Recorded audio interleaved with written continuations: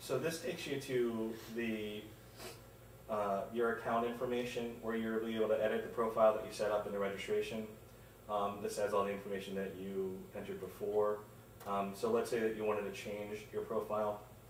You've got a new address, or you feel more qualified to tutor more subjects, or you want to change the areas of the county that you tutor in.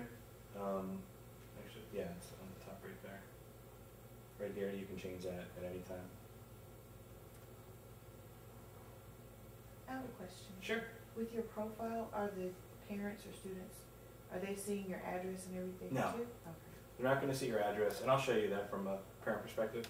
I don't believe so. I mean, if they do, we can switch that off. All they'll be able to see is your bio and the subjects that you selected, and I think that they can see like the city that you live in, but not your street address or anything. Right. Not your phone number.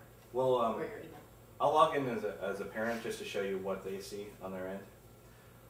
So there's a couple things here I wanted to show you. These are the two buttons right here that are most important: view tutor availability and add a new tutoring session. Let me show you the calendar first. Do you want to go over the profile? Yeah, hold on a second. Okay. I'll set that up in a second. This is basically the calendar where the parents will be able to see the tutors that meet their needs. And they'll be able to click on the tutoring sessions. Let me show you something real quick. What my wife was talking about was really important, was the actual bio. This is huge, because this is this will define what the parent sees to be able to choose you as a tutor. So what you want to do is put your qualifications in here. I came up with a here it is. So I'll just kind of, you don't have to make it this long, or I just kind of did this for myself.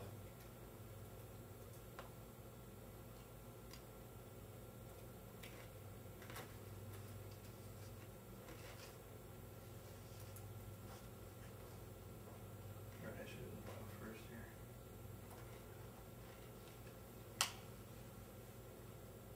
Okay, so what they will see would be this. Let's go find our tutors, find a tutor.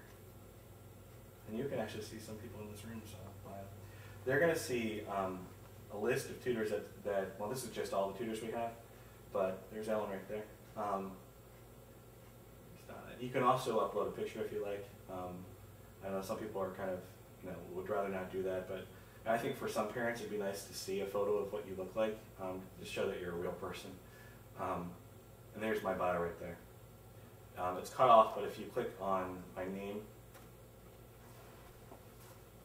you'll be able to see. Now, I can see all that information because of the fact that I'm logged in as me, but you'll be able to see the full bio here.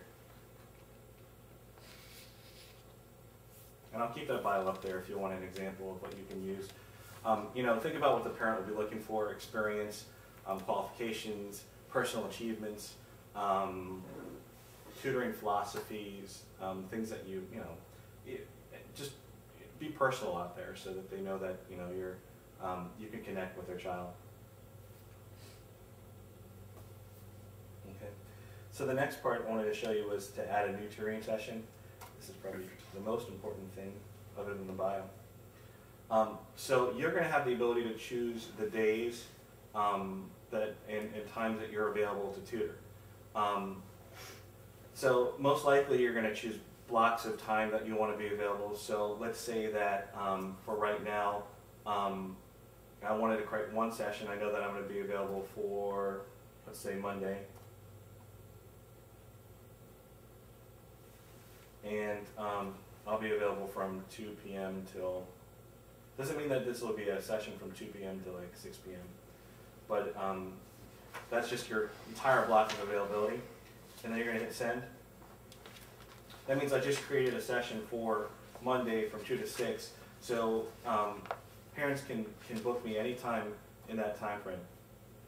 And they'll be able to see my username. That takes you to the bio. They'll be able to send you a personal message in our system. And right down here, they'll be able to schedule now. I have a question. Sure. If we put in a large block of time, if, say, somebody schedules from 2 to 3, for instance, and then somebody else tries to schedule for 3 to 4, which isn't physically possible? Great question. Costs us a lot of money to do this too. Okay. We had to actually have our programmer code that into the system, so they're gonna black out a half hour before your session and a half hour after your session. So let's say, what did I do, 2 to 6? Let's say somebody gets me from 3 to 4, right? We only do 1 hour sessions. They can do, they can extend it, you know, if they want to, but they do 3 to 4. That'll block out your time from 2:30 to 4:30, so you don't have to worry about the travel time. That's good. So, yeah, we thought we had this all figured out, and then we're thinking the same thing that you came up with, like, oh my gosh, how's this gonna work? So, all right, so most likely you're not gonna just be doing one session at a time. Most likely you're you know your set schedule. Some of you may have summer jobs, or let's pretend that it's August and you're teaching at a school and you can only do, let's say, after school from 4 p.m. to, I don't know, 8 p.m. All right, so I know that I'm going to be available after school from 4 p.m. to 8 p.m. every day for, let's say Monday. Let's say you like to watch American Idol, so you do Monday, Thursday, Friday, and then I want to do that for the next 8 weeks, almost 2 months. So this will schedule it every Monday, Tuesday, or Wednesday, Thursday, and Friday from 4 to 8 p.m. for the next 8 weeks. And check this out. This is,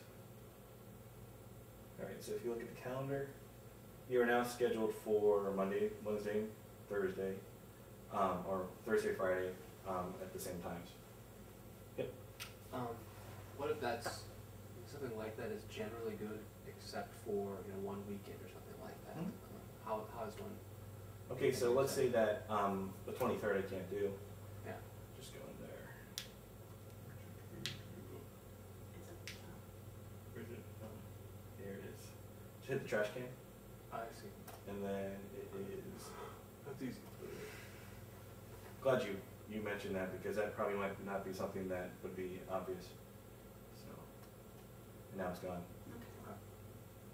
Okay. So that's basically where you would schedule. Make sure that this is updated all the time. It's really important that you only have times down here that you can actually make, because the way our system works is the parent logs in, and I'll show you how to do that, or share it from the parent's perspective. And they're going to pay for the session up front, so it's not going to look really good if you, oh, you know what, I can't make that session, I shouldn't have had that on there, because then we'll have to find someone else who can do it, and or refund the parent's money at that point. All right. So let me show you from a student perspective. Does anybody have any questions about that before? Yeah. How far in advance will you know if you, like, say you have that Monday, Thursday, Friday schedule, and will I know on, Monday of the previous week that I'll have somebody? Like, is there a time frame you can say, okay, nobody scheduled me for next Monday, so I can go grocery shopping, Yeah. whatever it is? We have it, is it 48 hours? We have it set in the system that they cannot schedule times within the next 48 hours. Oh. So, let's say that, you made yourself available for Sunday, for tomorrow.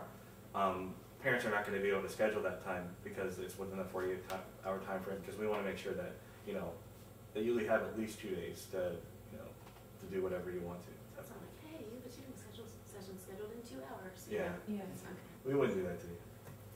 Maybe my wife would, but I wouldn't. All right, so I'm going to log in as a